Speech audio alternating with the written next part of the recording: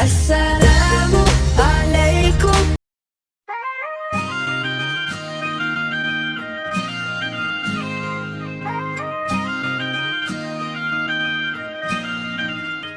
Assalamualaikum warahmatullahi wabarakatuh.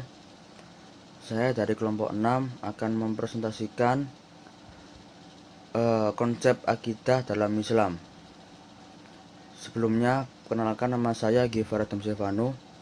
Di sini saya akan memberikan pengertian apa itu tauhid. Pengertian tauhid adalah secara etimologi atau logotan, akidah berakar dari kata akoda yakidu akdan, yang berarti simpul, ikatan, perjanjian, dan kokoh. Setelah terbentuk menjadi akidah, berarti keyakinan. Referensi antara arti kata akdan dan akidah adalah keyakinan itu tersimpul dengan kokoh dalam hati, bersifat mengikat dan mengandung perjanjian. Secara terminologis atau istilahan, terdapat beberapa definisi ta'rif, antara lain menurut Hasan al-Banna, yaitu akidah adalah beberapa perkara yang wajib diyakini keberadaannya oleh hatimu, mendatangkan ketentraman jiwa, menjadi keyakinan yang tidak tercampur sedikit pun dengan keraguan-raguan. Lanjutan, pengertian akidah merupakan suatu bentuk pengakuan ataupun persaksian secara sadar mengenai keyakinan, keimanan, dan kepercayaan bahwa ada suatu zat yang esa, yang maha kuasa, yang kepadanya bergantung segala sesuatu. Surat Al-Ikhlas ayat 1-4. Dan selanjutnya akan dilanjutkan oleh teman saya. Assalamualaikum warahmatullahi wabarakatuh.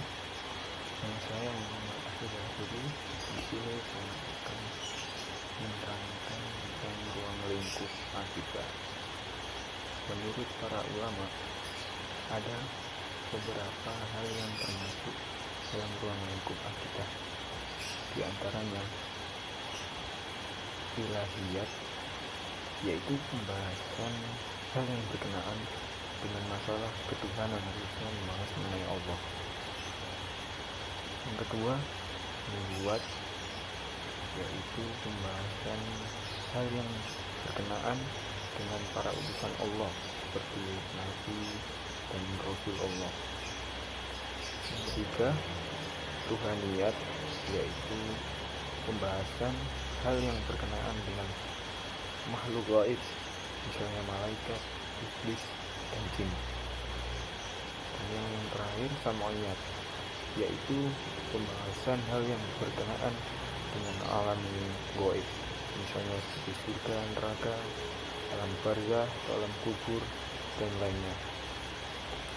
Tidak hanya di atas, namun pembahasan akidah juga dapat mengikuti arkanul iman atau rukun iman. Yang pertama, kepercayaan akan adanya Allah dan segala sifat-sifatnya, atau biasa kita kenal dengan asma-nya. Yang kedua, kepercayaan tentang alam gaib. Yang ketiga, kepercayaan kepada kitab-kitab Allah yang diturunkan kepada Rasul, yaitu kitab Zabur, Taurat, Injil, Al-Quran. Yang keempat, kepercayaan kepada hari akhir serta peristiwa-peristiwa yang terjadi pada saat itu. Dan yang kelima, kepercayaan kepada takdir, qada, dan qadar Allah. Ini selanjutnya, pembagian akidah tauhid. Menurut pembagian ulama, ada 3 macam jenis akidah tauhid. Yang pertama, tauhid al-uluhiyah, yang diterangkan dalam surat Al-Fatihah ayat 4 dan An-Nas ayat 3, yang mana berisi tentang mengesahkan Allah dalam ibadah, yakni beribadah hanya kepada Allah dan karenanya semata. Yang kedua, tauhid ar-rububiyah, yang diterangkan dalam surah Al-Fatihah ayat 2 dan An-Nas ayat 1, mengisahkan Allah dalam perbuatannya, yakni dengan cara kita mengimani dan meyakini bahwa hanya Allah yang mencipta, menguasai dan mengatur seluruh alam semesta ini. Dan yang ketiga, tauhid al-asma wa sifat, mengisahkan Allah dalam asma dan sifatnya. Artinya, kita mengimani bahwa tidak ada makhluk yang serupa dengan Allah dalam zat, asma maupun sifatnya. Selanjutnya akan diteruskan oleh teman saya.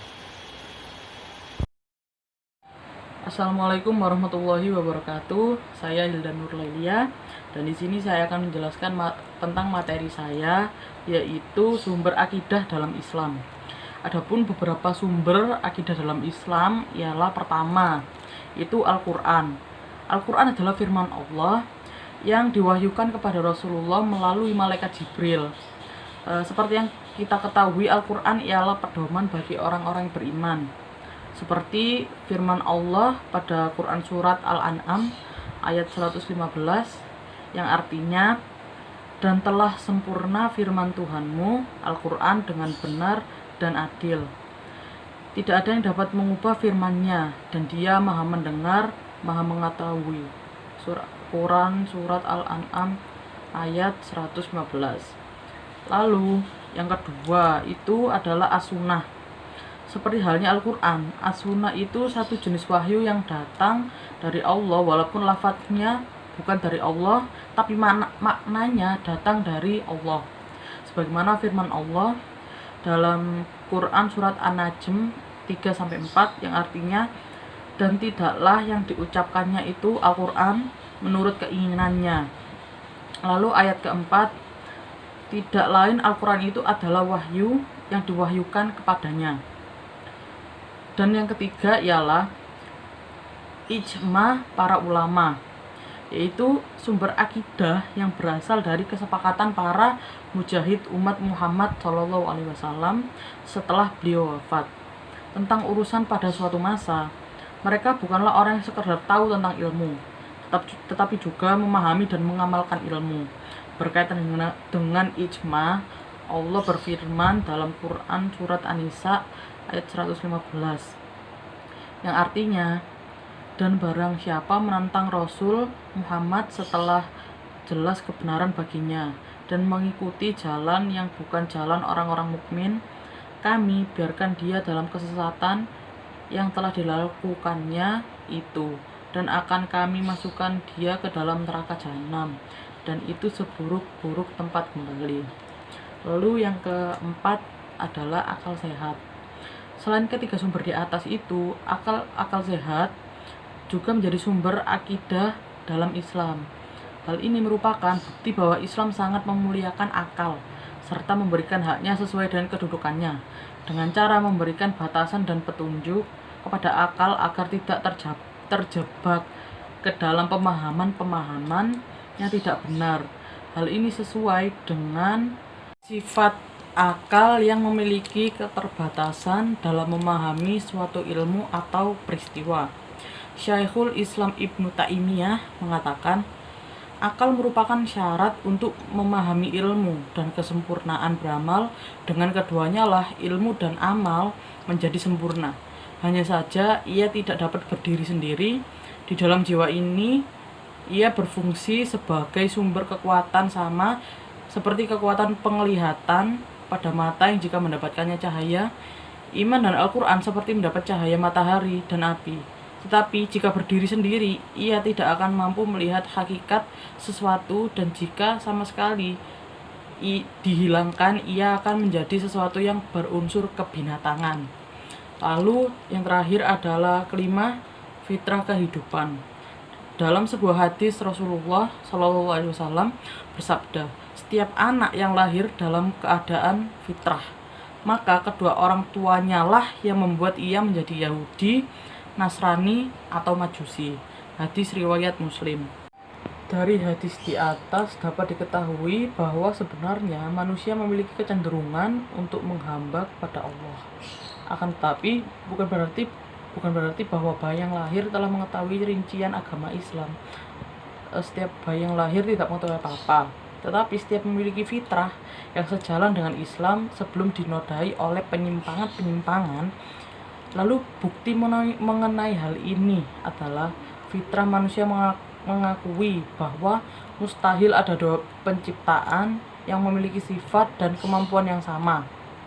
Bahkan ketika ditimpa musibah pun banyak manusia yang menyeru kepada Allah seperti dijelaskan dalam firman-Nya, yaitu Quran surat Al-Isra ayat 67, yang artinya, dan apabila kamu ditimpa bahaya di lautan, niscaya hilang semua yang biasa kamu seru kecuali Dia. Tetapi ketika Dia menyelamatkanmu, kamu ke daratan, kamu berpaling darinya. Dan manusia memang selalu ingkar, tidak bersyukur.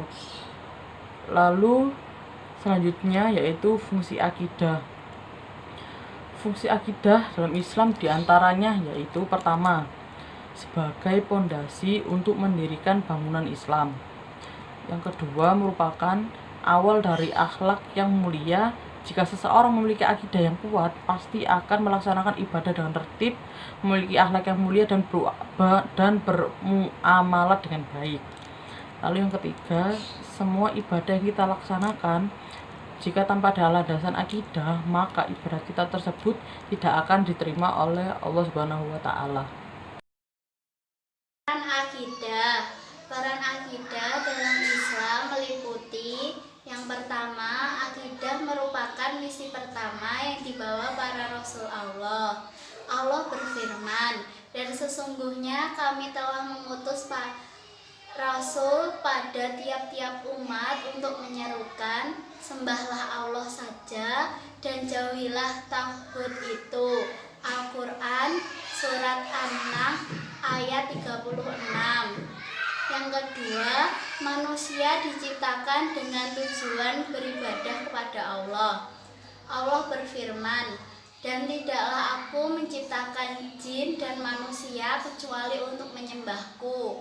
Al-Quran surat Az-Zariyat ayat 56, yang bunyinya, "Wa ma khalaqtul jinna wal insa illa liya'budun." Yang ketiga, akidah yang benar dibebankan pada setiap mukallaf. Nabi bersabda, "Aku diperintahkan untuk memerangi manusia hingga mereka beraksi bahwasannya tiada sesembahan yang sebenarnya selain Allah dan bahwasannya Muhammad adalah Rasul utusan Allah." Yang keempat, berpegangan kepada akidah yang benar merupakan kewajiban manusia seumur hidup. Allah berfirman, "Sesungguhnya orang-orang yang mengatakan Tuhan kami ialah Allah, kemudian mereka beristiqomah teguh dalam pendirian mereka, maka para malaikat akan turun pada mereka seraya berkata, janganlah kamu merasa takut dan janganlah kamu merasa sedih dan bergembira kamu dengan memperoleh surga yang dijanjikan Allah kepadamu." Al-Quran Surat Fusilat ayat 30. "Innal ladzina qalu rabbunallahu summastaqamu tatanazzalu alaihimul malaikatu alla takhafu wa la tahzanu wa abshiru bil jannati allati kuntum tu'adun." Yang kelima, akidah merupakan akhir kewajiban seseorang sebelum meninggalkan dunia yang fana ini. Yang keenam, akidah yang benar telah mampu menciptakan generasi terbaik dalam sejarah umat manusia, yaitu generasi sahabat dan 2 generasi sesungguhnya mereka. Allah berfirman,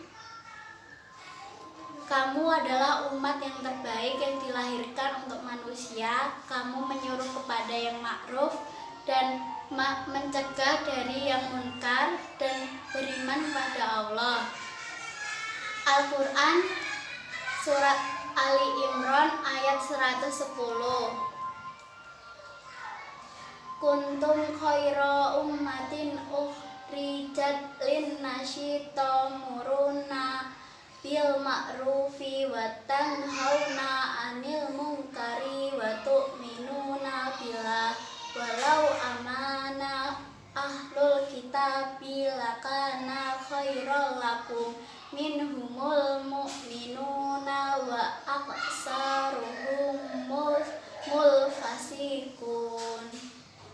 Akidah yang benar telah mampu menciptakan generasi terbaik dalam sejarah umat manusia, yaitu generasi sahabat dan 2 generasi sesungguhnya mereka. Allah berfirman, kamu adalah umat yang terbaik yang dilahirkan untuk manusia. Kamu menyuruh kepada yang ma'ruf dan mencegah dari yang munkar dan beriman kepada Allah. Al-Quran Surat Ali Imran ayat 110.